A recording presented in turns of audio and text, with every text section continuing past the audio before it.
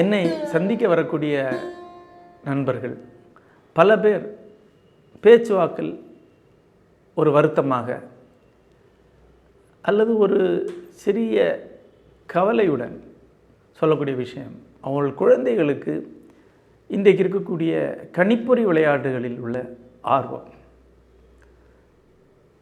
அது அவர்கள் படித்தவர்கள் என்றால் அந்த பதட்டம் இருக்கும். படிக்காதவர்கள் குழந்தைகள் அப்படி கணிப்பொறியில் விளையாடுவதே ஒரு பெரிய திறமை மாதிரி நினைத்துக்கொள்வார். ஒரு நாளைக்கு 2-3 மணி நேரம் விளையாடுறான் சார், அப்படி விளையாடுறான் என்று பெருமையோடு சொல்லக்கூடியவர்களை நான் பார்த்துருக்கிறேன். ஆனால் ஓரளவுக்கு இன்றைக்கு இருக்கக்கூடிய சூழல் தெரிந்தவர்களுக்கு அந்த கணிப்பொறி விளையாட்டுகளின் மேலே ஒரு பயமும் ஒரு சின்ன பதற்றமும் இருக்கிறது.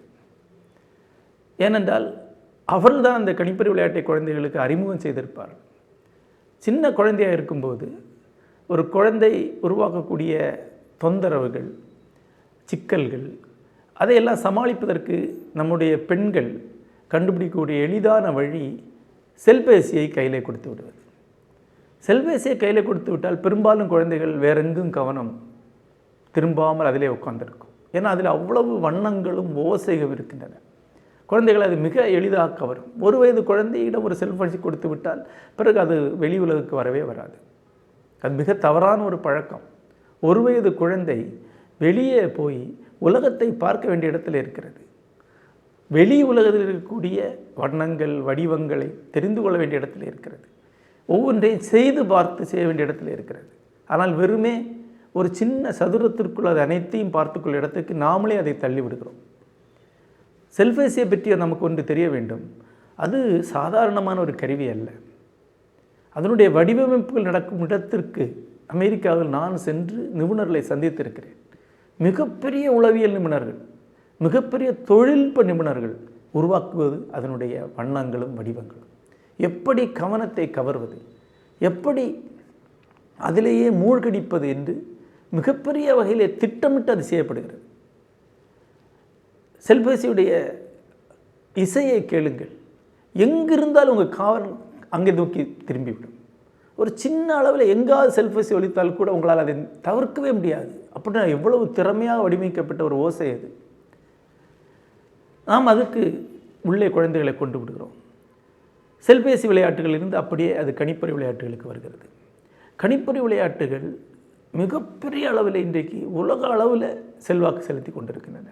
மிக ஆச்சரியமான விஷயம் என்னவென்றால், எந்த தேசங்கள் இந்த கணிப்பொறி விளையாட்டை உருவாக்கி உலகெங்கும் கொண்டு சென்று விற்று பெரும் பணத்தை ஈட்டுகின்றனவோ அந்த தேசங்களிலே கணிப்பொறி விளையாட்டு மிகப்பெரிய அளவிலே கட்டுப்படுத்தப்பட்டிருக்கிறது. அமெரிக்காவில் குழந்தைகள் கணிப்பொறி விளையாட்டு விளையாடுவது மிக குறைவு, மிக மிக மிக கட்டுப்படுத்தப்பட்டிருக்கிறது. பெற்றோரின் கண்காணிப்பு, ஆசிரியர்களின் கண்காணிப்பு அங்கே உண்டு. ஆனால் அவர்கள் எங்கெல்லாம் விற்கிறார்களோ அந்த தேசங்கள் கணிப்பொறி விளையாட்டிலே மூழ்கி கிடக்கின்றன. குறிப்பாக இந்தியா, ஆசிய நாடுகள். இந்த கணிப்பொறி விளையாட்டுகள் குழந்தைகளை உள்ளே இழுத்து அடிமையாக்கி வைக்க வேண்டும் என்ற நோக்கத்துடன் மிகப்பெரிய நிபுணர்களால் உருவாக்கப்படுவது. 3 வகைகள். ஒன்று அதனுடைய வண்ணம், அதனுடைய நிறங்கள். குழந்தைகளுக்கு மிக நெருக்கமான உளவியல் ஆழத்துக்கு இழுக்கக்கூடிய வண்ணங்கள் அவை. எடுத்த எடுப்பில் சிவப்பு மாதிரியான வண்ணங்கள் இருக்கும். அது கவனத்தை கவரக்கூடியது. குழந்தை அடிக்ட் ஆகிவிட்டால் அதன் பிறகு நீலம் சார்ந்த வண்ணத்துக்கு போகும். அது மூழ்கடிக்கக்கூடிய வண்ணம். ப்ளூ என்றாலே மனச்சோர்வை உருவாக்கி வேறு வெளியே விடாமல் வைத்திருக்கக்கூடிய வண்ணம். இந்த 2 வண்ணத்துக்குள்ளே கொண்டு போய் விட்டுரும். ஓசை. ஒரு ரயில் கம்பார்ட்மெண்ட்டில் ஒரு குழந்தை கணிப்பொறி விளையாட்டை விளையாடினால் மொத்த கம்பார்ட்மெண்ட்டும் காது அந்த சத்தத்திலிருந்து வெளியவே போக முடியாது. கவனித்திருக்கிறீர்களா? அந்த அளவுக்கு நுட்பம் வடிவமைக்கப்பட்ட சத்தம் அது. 3வதாக ஷார்ட்ஸ் என்று சொல்வார்கள். சினிமாவிலே ஒரு ஷாட் என்பது அதிகபட்சம் அரை நிமிடம் தான் சின்னதாக முடியும். 10 நிமிடம் 15 நிமிடம் நீளக்கூடிய ஷார்ட்ஸ் உண்டு. ஆனால் கம்ப்யூட்டர் விளையாட்டில் அந்த ஷாட் என்பது 1 செகண்ட் கூட நிற்காது. அதற்குள்ளே அது மாறிவிடும். குழந்தை கண்ணை எடுக்க முடியாது. அரை செகண்டு கூட நிற்காத அளவில் ஃப்ளாஷாக ஷாட் ஓடிட்டே இருக்குது. கடைசியாக அந்த குழந்தை தானாக அதை செய்ய முடியும். ஒரு அட்வென்ச்சரை அது செய்ய முடியும். அது பெரும்பாலும் வயலன்ஸ், வன்முறை தான். ஆனால் பார்த்தா வன்முறை மாதிரி இருக்காது. ஒரு குழந்தை வந்து காலையில் இன்றைக்கு 100 பேரை கொன்றேன் என்று சொல்லும். கணிப்பொறியில் 100 பேரை கொலை செய்திருக்கிறது. அந்த வன்முறை அதிலிருந்து வெளிப்படுகிறது. ஒரு அட்வென்ச்சர் என்ற பேரில் குழந்தையோட வன்முறை தான் தூண்டப்படுகிறது திரும்ப திரும்ப. ஒரு வளர்ந்த மனிதனுக்கு காம ஆசையை தூண்டுவது போல தான் ஒரு குழந்தைக்கு வன்முறையை தூண்டுவது. இவ்வாறு குழந்தையை உள்ளே இழுத்து வைத்திருக்கின்றன கம்ப்யூட்டர் விளையாட்டுகள். பலருக்கு இந்த கம்ப்யூட்டர் விளையாட்டுகள் ஒரு வகையான திறமை என்ற எண்ணம் இருக்கிறது. எந்த திறமையும் அது வளர்ப்பதில்லை.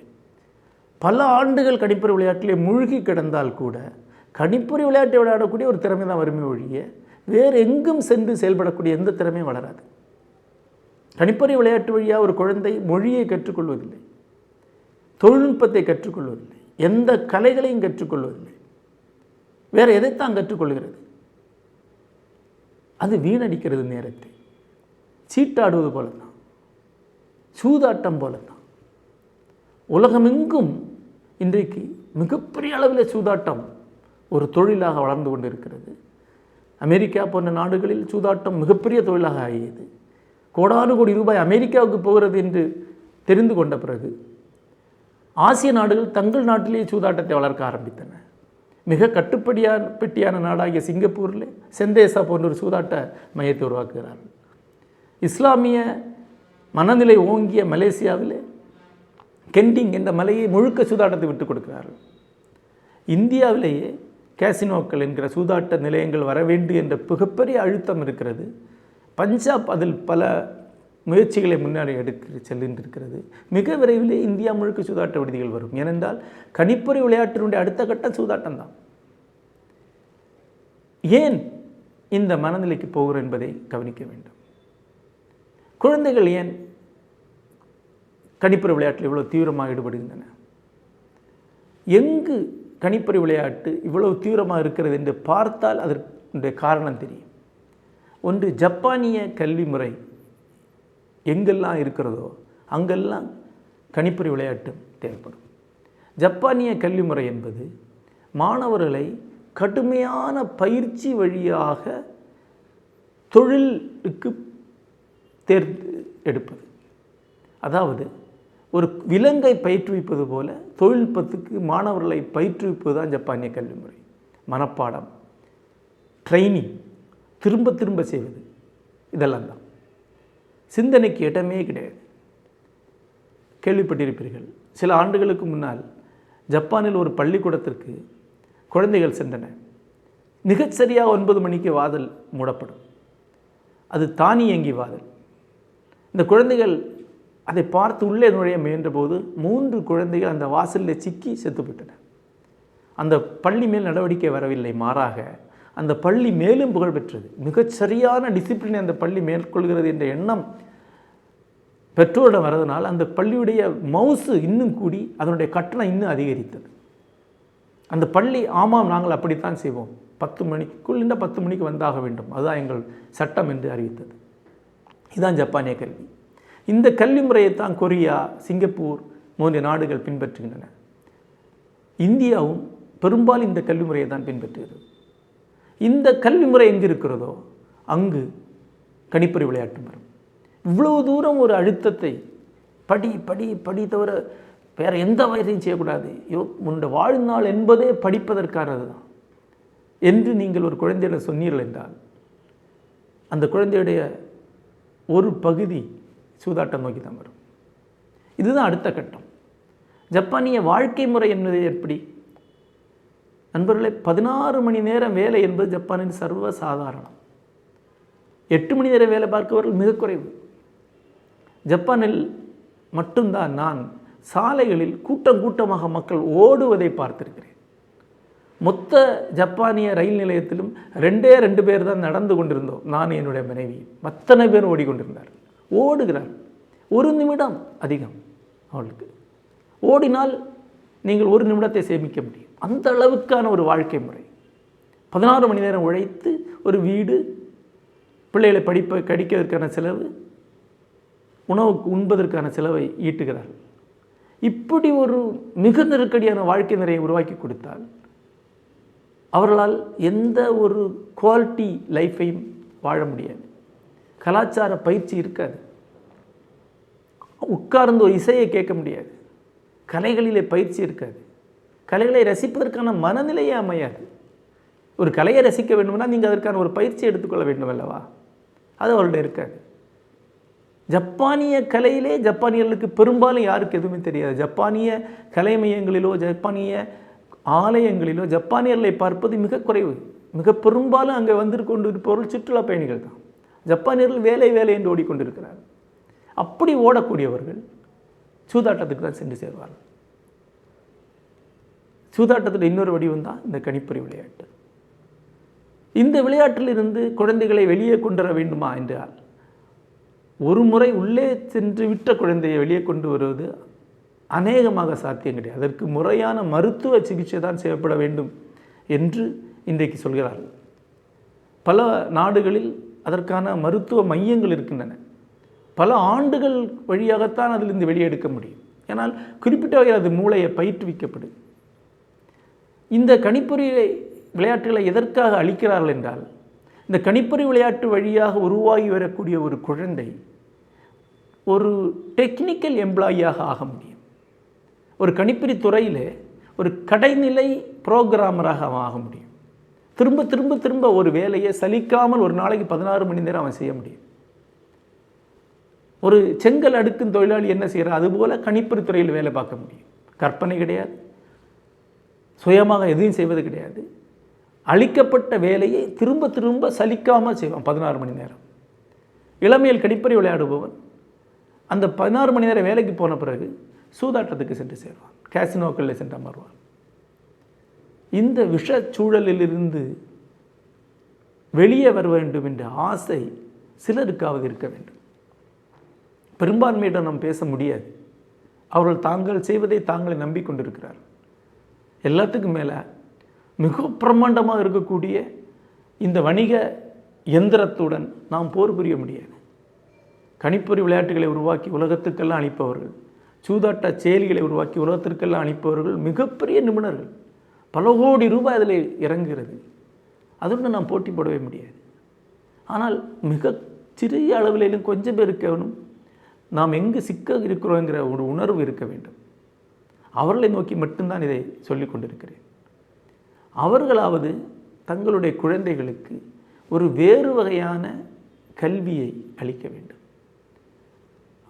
அவர்களுக்கு முறையான கல்வி அல்லது சராசரி கல்வி தேவையானால் மிக அவசியமானது. இல்லையால் இந்த சமூகத்தில் வாழ முடியாது. கண்டிப்பாக பள்ளி கல்வி,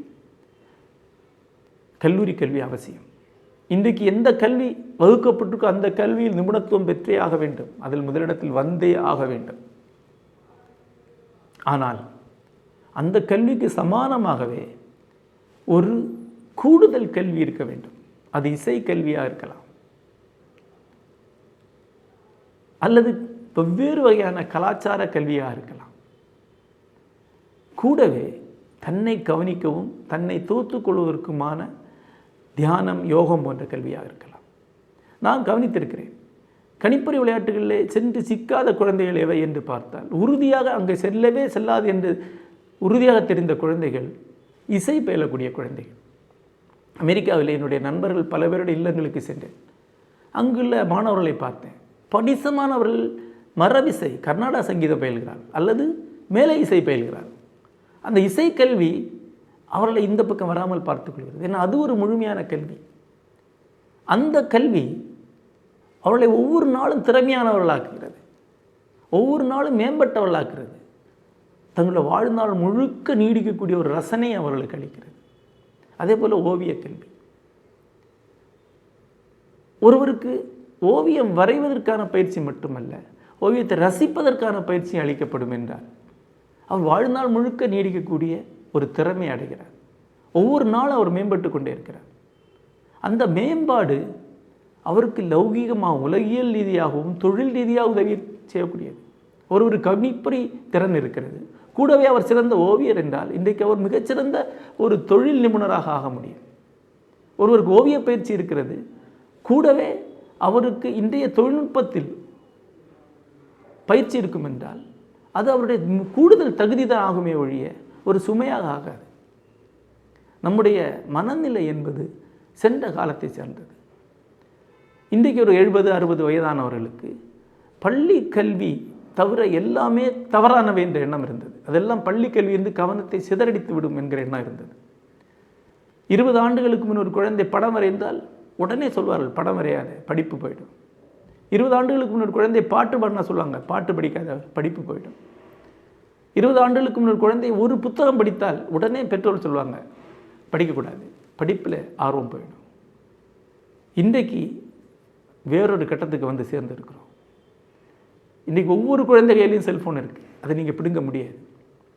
அந்த செல்ஃபோனில் அது ஓவியங்களை பார்க்கணுமா, இசை கேட்கணுமா, அல்லது கணிப்பொறி விளையாட்டு விளையாட்டுமாங்கிறது தான் இன்றைக்கு உள்ள தேர்வை ஒழிய படிப்பை மட்டுமே அந்த குழந்தைக்கு இன்று கொடுக்கவே முடியாது. அந்த காலம் முடிந்து விட்டது. ஆகவே ஒரு முழுமையான கல்வி குழந்தைக்கு இன்றைக்கு தேவைப்படுகிறது. அது கலாச்சார கல்வி, கலை சார்ந்த கல்வி, இலக்கியம் சார்ந்த கல்வி. ஒரு குழந்தை சுயமாகவே தானாகவே செய்யக்கூடிய ஒன்றை கற்றுக்கொண்டால் அதனுடைய ஆர்வம் சூதாட்டம் போன்ற ஒன்றவற்றில் செய்யாது. ஒரு குழந்தை ஒரு புத்தகத்தை படித்து அதை தொகுத்து எழுதக்கூடிய ஒரு பயிற்சி அடைந்தால், அதில் ஈடுபட்டு என்றால் அதற்கு கணிப்பொறி விளையாட்டு சலிப்பூட்டும். ஒரு குழந்தை நவீன இலக்கியத்திற்கு அறிமுகமாகிவிட்டார், அதனால் கணிப்பொறி விளையாட்டு விளையாட முடியாது. ஒரு குழந்தை நவீன ஓவியத்தை அறிமுகம் செய்து கொண்டு வந்தார், அதனால் கணிப்பொறி விளையாட்டு விளையாட முடியாது. அமெரிக்காவிலே சென்று அங்கு என்ன நிகழ்கிறது என்று பார்த்திருக்கிறேன். அவர்கள் இந்த வகையில் தான் அந்த கணிப்பொறி போதைத்தனத்தை வெல்கிறார். அமெரிக்காவிலே நான் பார்த்தவுடைய குழந்தைகள் எல்லாமே புத்தக கைமாக தான் அமர்ந்திருக்கின்றன, படிக்கின்றன, அற்புதமாக மதிப்புரை செய்கின்றன. ஒரு புத்தகத்தை படித்தால் மட்டும் போது அந்த புத்தகத்தை பற்றி 10 அல்லது 15 நிமிடம் வகுப்பில் எழுந்து நின்று பேசுவதற்கான ஒரு கட்டாயம் அங்கு இருக்கிறது. ஆகவே அந்த குழந்தைகள் அதை பற்றி சிந்திக்க வேண்டியிருக்கிறது, சுயமாக பேச வேண்டியிருக்கிறது. அது அளிக்கக்கூடிய ஒரு போதை, அதில் இருக்கக்கூடிய ஒரு மகிழ்ச்சி இந்த மாதிரியான கேளிக்கைகளிலிருந்து, இந்த மாதிரியான சூதாட்டம் போன்றவற்றிலிருந்து அவற்றை வெளியே கொண்டு வருகின்றன. அமெரிக்காவில் இருக்கக்கூடிய மிக முக்கியமான ஓவிய கூடங்களுக்கு நான் சென்றிருக்கிறேன். எல்லா ஓவிய கூடத்திலும் குழந்தைகள் நிறைந்திருக்கிறதை பார்த்திருக்கிறேன். அந்த குழந்தை கையில் ஒரு லைன் டிராயிங், ஒரு கோட்டு சித்திரத்தை கொடுக்குறாங்க. அது அமெரிக்காவில் அந்த ஓவியக்கூடத்திலே இருக்கக்கூடிய ஒரு புகழ்பெற்ற ஓவியத்துடைய கோட்டு சித்திரமாக இருக்கும். ரெம்பராண்டுடைய ஓவியத்துடைய ஒரு லைன் டிராயிங் இந்த குழந்தை கையில் இருக்குது. இந்த குழந்தை அந்த மூல ஓவியத்தை கண்டுபிடித்து அதன் முன்னால் மறந்து அந்த ஓவியத்தை பார்த்து இந்த லைன் டிராயிங்கிலே கலர் செய்யணும், வண்ணங்களை பூசணும். அப்போ அந்த குழந்தை அந்த ஓவியத்தை ஒரு மணி நேரம் கூர்ந்து பார்க்கிறது, அந்த ஓவியத்துக்குள்ளே சென்று விடுகிறது. ஓவியத்தை அச்சிட்டு கையில் கொடுக்கிறார். அது எந்த ஸ்கூல், அதை எந்த ஓவிய மரபை சார்ந்தது என்று அதுக்குள்ளே எழுதணும். இம்ப்ரெஷனிசமா அல்லது கியூபிசமா என்று எழுதணும். இது பல்வேறு ஓவியங்களை பற்றின பயிற்சி அதுக்கு அளிக்கிறது. அதே மாதிரி இசைக்கல்வி இல்லாத கல்வி அங்கு இல்லை. இதன் வழியாக உருவாகி வரக்கூடிய ஒரு தலைமுறை அங்கே உருவாகி வந்து கொண்டிருக்கிறது. அவர்கள் தான் புதியன செய்கிறார்கள், புதியவற்றுக்கு சென்று கொண்டிருக்கிறார்கள். இந்த உலகத்தை ஆளக்கூடியவர்களாக ஆகிக்கொண்டிருக்கிறார்கள், ஆளப்படுபவர்களாக நாம் ஆகிக்கொண்டிருக்கிறோம். 100 ஆண்டுகளுக்கு முன்னால் காலனி ஆதிக்கம் என்பது இராணுவத்தால் நடந்தது, துப்பாக்கிகளால் நடந்தது. இன்றைக்கு அப்படி அல்ல. இன்றைக்கு இந்த கணிப்பொறி விளையாட்டுகள் சூதாட்ட செயலிகளால் நடந்து கொண்டிருக்கிறது. இதிலிருந்து வெளியே போவதற்கான வழி என்ன?